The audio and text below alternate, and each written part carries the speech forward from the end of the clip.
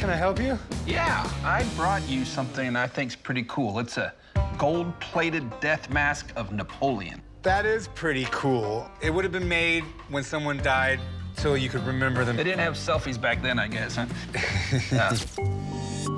I'm looking to sell my death mask of the Emperor Napoleon. From what I can tell, this thing's gold-plated, so it's got to be worth something. I've had it about 6 months now, and my wife thinks it's the weirdest thing she ever saw and does not want it in our house, so figured it's about time to sell it. I'm hoping to get $120,000 for this Napoleon death mask. It is pretty cool. So, where did you get it? Well, my son and I, we pick antiques as a hobby, and we were at an estate sale, and all of a sudden this gold face sticks out at us, and sort of creepy, but the more we looked at it, we just had to have it. Okay. Napoleon proclaimed himself Emperor of France in 1804. Pope Pius comes to crown Napoleon Emperor, and in Napoleon fashion, he takes the crown from him, holds it over his head to signify that, France, I will take care of you now. I am now your emperor. No one's good enough to crown me but myself, you know. I don't know if that's what he meant by it, Yeah. But, you know, from what we know about Napoleon today, he seemed a little narcissistic. Wow. Napoleon was the emperor of France for 9 years, but he was deposed in 1815 and died in exile on the remote island of St. Helena. So, looking at it, I got a lot of questions. I can tell you right now, 100%, without even touching it, it's not gold-plated. Huh. Because I can see that that's plaster right there. Yeah, underneath it, can't they gold plate plaster? They can only gold-plate metal. This could be a death mask of Napoleon, but when I look on the back, I'm really worried because these are modern screws back here. And the wood doesn't look very old. This is definitely machined plywood. This obviously isn't the original plaque it came with.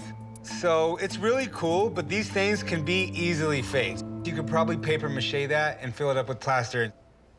So how much are you looking to get for it? I want $120,000. $120,000. Yes, sir.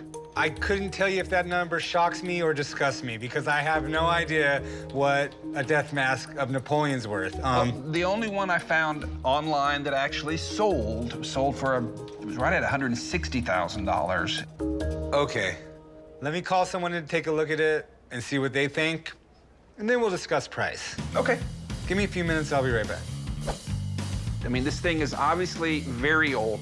I think the experts can agree that it's a very valuable piece. There you go, Napoleon death mask. Yes, it is. Have you ever seen a death mask before? Oh, yes. Yes. Okay. Death masks were popular in the late 18th and 19th century. A lot of famous people, they had death masks done of them after they died. Napoleon, because he had changed Europe and creating the French Empire, his doctor did that. When Napoleon died, there were two doctors that were there. Dr. Burton was an English doctor. Anton Marchi was Napoleon's doctor. And after he died, Burton decided to make a death mask, and Anton Marchi was helping him. And then he stole the center portion of the casting. And Burton ended up suing him for the rest of his life to try to get it back, but never was successful. In 1836, Anton Marchi, and that's the one on the plaque there, contracts with a company in France, Quesnel, and sells them the rights to produce castings of the death mask. And these were produced throughout the 19th century and into the early 20th century. So there was a point in time where this was commercially produced? Yes. Is there a way to tell the difference between those and the ones from the early beginning of Oh, it? yes. Yeah, what you look for is, one, is it marked for Quesnel? Yeah, there's some names Marley, there. Richard. Yeah, there it is. It's on this side at Quesnel. Now, the other thing, right at the bottom of the head, if you notice this little spot right here. Yeah. That is something that was added later on the castings. It's a reproduction of a Napoleonic era coin. Because it's produced with the coin edition, it is not from the 1820s or 1830s. It's at least later 19th century or early 20th century. How common are these masks? because the Quesnel company cast them throughout the 19th century and the early 20th century. We don't actually have a number out there, so we just don't know. All right, well, I appreciate you coming in, Mark. Thank you. Not a problem. Thanks for letting me see it. Thank you. All right, well, to be honest with you, I'm gonna pass on it. You're asking for a lot of money, and there's just still so many unanswered questions. There's a big middle area in between it. Thanks for bringing it in, though. I got it, man. No worries. Have a good day. Unfortunately, we couldn't come to a deal because there were just still too many unknowns about this mask. But I am glad to come away more educated about it. And I think that I'm gonna take it home and my son and I are gonna find a way to sell it and get some money for it. Hey, How can I help you? I have this 1911 first edition book of Peter Pan. Pretty damn neat. Is this thing illustrated? Yes, the artwork's amazing. The Mermaid's Lagoon. Ah, you like that one? Literally, I was like 10 years old when I read this. Yep. So, and that was like 200 years ago. I might have read a first edition. I have a 1911 first edition novel of Peter Pan. I have a collectible and bookstore. This book walked in one day, and I had to have it. First thing that caught my attention was the amazing detail they put in the book.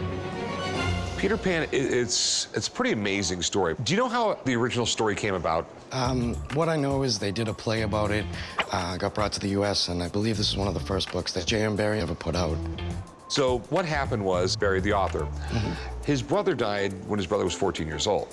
Okay. So his entire life, he thought of his brother as a child that never grew up. Right. And that eventually turned into the play and the book. Did you read the book? I've never written the book, but I've actually seen a lot of Peter Pans. The original book, Peter is a little bit of a psychopath. Nice, nice, that's good, that's good. He likes to kill people. Hook dies in the end. Okay, and a children's movie, it's sort of bad to assassinate a main character at the end, you know, so definitely different. The original Peter Pan was ruthless. His big fear was growing up. He actually killed other Lost Boys who showed signs of getting older. Not quite the fun-loving kid in green tights we see in like movies and plays today. There's certain books that transcend time. Sure. J.K. Rowling's the little wizard kid and all that stuff. You know, I mean, that might last another 20, 30 years, but I truly believe 200 years from now, every kid will know exactly who Peter Pan is. You know, it's a great story. I mean, hell, I wish I never grew up. Right? Unfortunately, I did grow up, and I have to wear glasses now. I mean, you do have some issues with the book. It looks like there's some water damage here. Yes. I mean, when you start talking books like this, pristine shape really, really helps out the price, but we're talking first edition Peter Pan. There's always collectors for books like this, especially, you know, we have a book collector that's not filthy rich. They can't afford the pristine one, but they can't afford one with little damage. Now, have you seen one of these ever walk in? I mean, have you seen something like this? I've never had a first edition Peter Pan. So I guess that's good for me, huh? Maybe, yes. There's a weird thing about first editions. Some first editions, they print 1,000 books and then they realize there's a screw up on one of the pages, so then they fix it. So there's a first edition, first date, first edition, second, third, fourth. So I don't know what that is. The big question, Quanto, dinero, how much? I'm gonna ask 5,000. Okay, I have a brainiac book nerd friend. All right. And she will probably be able to go on and talk for like an hour and a half on this book. You might have to stop her. Okay. Okay. But she will know everything there's to know about it. So all right. Don't mind, I'm gonna call her, get her down here. Sounds great. I'll be right back. I'm a little excited to meet the expert. I want to get a little more info on the book, and the true value would be great. We have Peter and Wendy. Great book. Classic. Okay. Yes, I know this read book. this like when I was 10, which means like 15 years ago, so I don't remember all of it. That joke does not even work. It is so absurd. But what deeply disturbed me at like a 10-year-old was Peter Pan was sort of a psychopath. Oh, yeah. This is dark. Well, and you know, Peter Pan, the Pan part of that comes from the Greek god Pan, so you get that sort of wild, in the jungles, not fit for human civilization angle.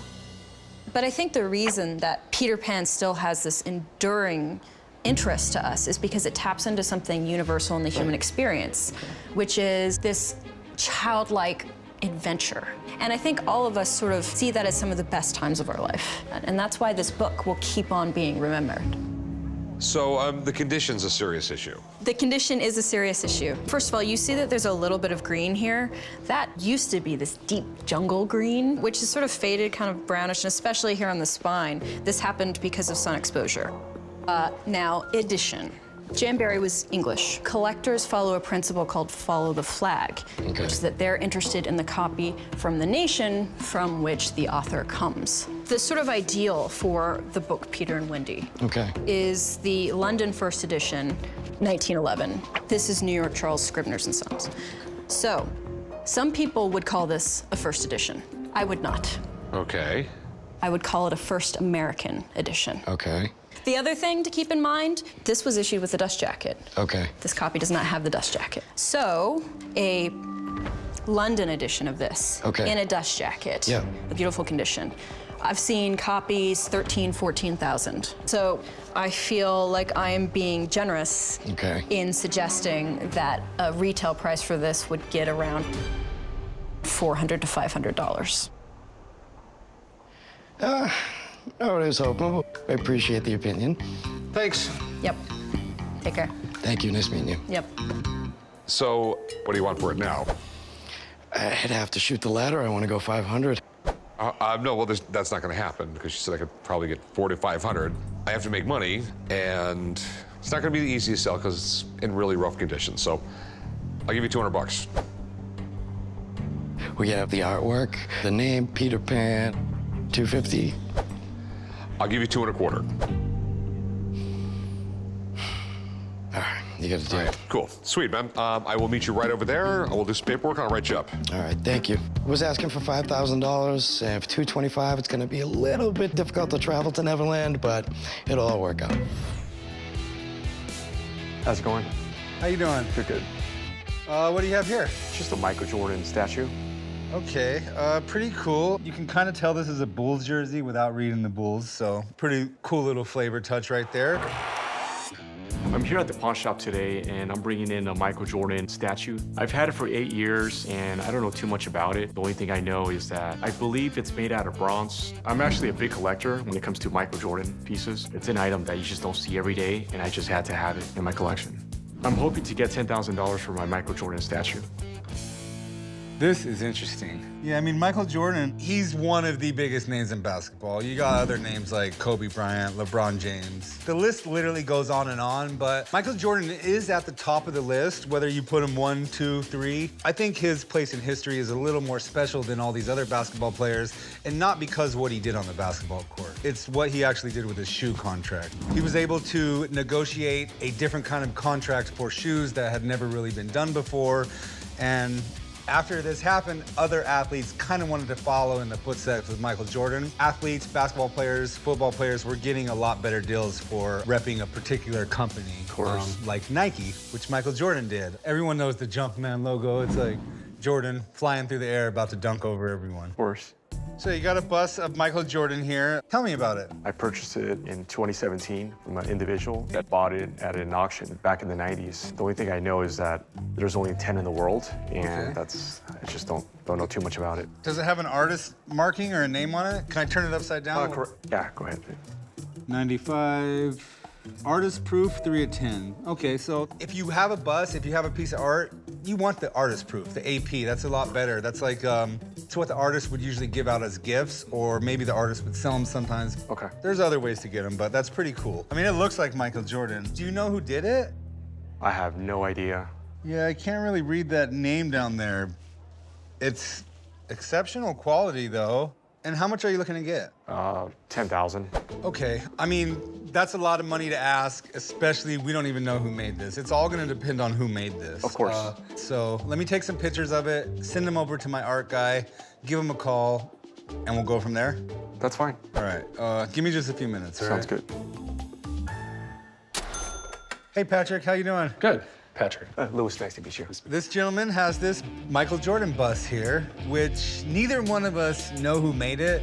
So I'm hoping with your expertise, do you know who made this? Basically is what I'm asking you, Patrick. Yeah, the artist is Sean Joyce. He's actually a California-based artist. He's from Connecticut, but He works out of Hollywood in the film industry, doing anything from storyboards to matte painting. Everybody's familiar with his work if you've seen, you know, some of the 80s movies like Golden Child, Willow, Bram Stoker's Dracula. He did the background art in a lot of those. Okay, so is this a commercial artist? He is a commercial artist, but he's not hugely successful as a commercial artist. Most of his editions, as you saw, this is out of 10, tend to be a little bit smaller. But it's part of a series of his heroes. So whether they're politicians, other artists, athletes, musicians, etc., he did a lot of busts of famous people that are heroic in his eyes. But this is an artist proof. It's real bronze. You can really see the craftsmanship in it. And if you see any of his other works, they're amazing. So, what kind of value would you put on this Michael Jordan bust? When it was initially released, these sold for about $1,500, but they are pretty collectible, plus it's Jordan. So based on auctions of his other works, the value is at $6,000. And it would, obviously, a non-artist proof would be quite a bit less? Generally, yes. Okay. All right, well, I appreciate you, Patrick. Thank you. No problem. Thank you. Thanks for your time. All right, so you heard everything Patrick had to say. He's saying it's worth about $6,000, but that's just a price basing this off his other works. It's not as popular as an artist as I'd like, but the work is still quality, and the subject matter is Michael Jordan, so Absolutely. eventually it would sell. Of course. Would you take $3,000 for it? I think as of right now, I'll just hang on to it. All right, well, thanks for coming in today. Thanks again for your At time. least you know who made it now. I appreciate it. What's up, chum? Just got this cool fire opal. Came in the mail. Fire opals in general are rare, but this one is extremely rare because it has a white opal inside of it. Let me take a look at it. Be careful.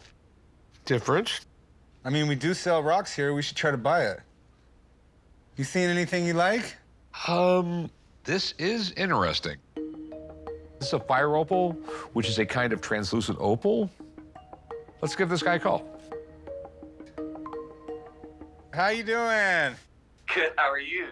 Thanks for sending your opal in. I just opened it up. I got my boss, Rick, here with me taking a look at it. Hi, Rick. How's it going? You sent your stone in. Where did you get this? My wife makes crystal necklaces, and so she gets into a lot of crystal shows, and she came across it. I thought it was so cool, I just had to have it. I mean, the word opal itself just means precious stone. An opal gets its weird colors of the rainbow. Basically, silica seeps through the earth, starts settling into certain types of rocks. So you'll have clear all the way to black, and then you have those rainbow colors going through it. Now, this right here, yeah, it's definitely odd. You have igneous rock on top of the opal, okay? You have a translucent opal around it with a bad whitish opal in the center of it and has inclusions going all the way through it. But basically, those are fractures going all the way to the surface. So if you tried to cut the white opal into a stone and polish it in a ring, it would probably fall into a lot of pieces. And you're not gonna be able to get a good stone out of this. Okay, and I know it's odd to have a white opal inside a translucent opal, but you have a bad stone in the center of maybe a nice stone, but like, you just have the outer edge is nice stone. I mean, it's, yeah, I'm just gonna pass on the stone. I actually love this right here, Rick, because, you know, I collect stuff like this, too. You know you can't turn that into a piece of jewelry or anything. No, I'm just going to put it in my marble case. You have a marble case? I do. I have a marble and mirroring case. I collect glass, Rick. Okay, I had no idea. I really am interested in this, and I would be a buyer at $200 for my personal collection. I really need to get a little more than that. I paid more than that for it. How about $300? How about $350? I can't do $350. How about $310? That's going to be top for me. I think that's pretty cool. I'll sell it for $310. Right on, and you can know that this is going to go to someone who is going to love showing this off. Absolutely. All right, I'll get you paid and send a check over. Thank you. Sounds good, thank you. That's how you close a deal, Rick. I do love shiny things. Good thing he's got a marble collection because he's making me lose mine. How you doing? I'm good. How are you? I'm good. What can I help you with? I have a one-of-a-kind presidential plaster Easter egg. What's so presidential about it? Well, it's signed by George W. Bush, George Bush, and First Lady Barbara Bush. And each one added their own rendition of an Easter bunny. It looks excellent. I've been collecting political autographs all my life, and I came across a listing for this piece, and because it's so unique, I just had to have it. I feel that artwork and a signature reflects their personality. I've never seen something like this before. Do you know who this was made for? From what I was told, it was done around Easter time in Houston at George Bush Sr.'s home, and they were doing things for charity events. Oh, that's pretty cool. You mind if I take a look at it? Sure. We got, what's that say? Bunny by Bunny Bush? by George Bush, that's Sr. Okay. This would be Barbara Bush, First Lady to George Bush, and she even dated it, 1996. And we got George W. Bush right here, 43rd president. It's pretty funny that George W.'s bunny is the worst of all of them, you know? It's basically a couple circles and a couple ears, because actually later in life, he became a painter. Yeah. I noticed you have some paperwork over here. Yeah. Letter of authenticity. Okay. I'll take this as authentic because it has my autograph guy, Steve Grad's name on it. Yes, so it does. Yeah. If he's already looked at this egg and authenticated it, Yes. I've got no worries with it here. And what are you looking to get for it? I'm looking to get $3,500 for it. I feel the value of this item is probably going to be $6 grand. Any type of item with a drawing done by a president is valuable. I think $6 grand is being a little generous for what this could be worth. Would you take $2,800 for it? How about 31? I'll do 31. All right, we got a deal. All right, let's go over here and write out some paperwork. Okay. You can leave it there. I feel so good I was able to make a deal today. Thankfully, this deal was over easy. Would you look at that? Pretty cool, huh? So what do we got, man? We have a 1939 Lincoln Zephyr wood styling model. I got it from a local auction. Any particular reason you had to have it, or? Look at it, it's cool. I'm looking to sell my 1939 Lincoln Zephyr wood styling model from Ford Motor Studios. This item was used by Ford to produce the Lincoln Zephyr, and it has 2 doors on one side and 4 doors on the other.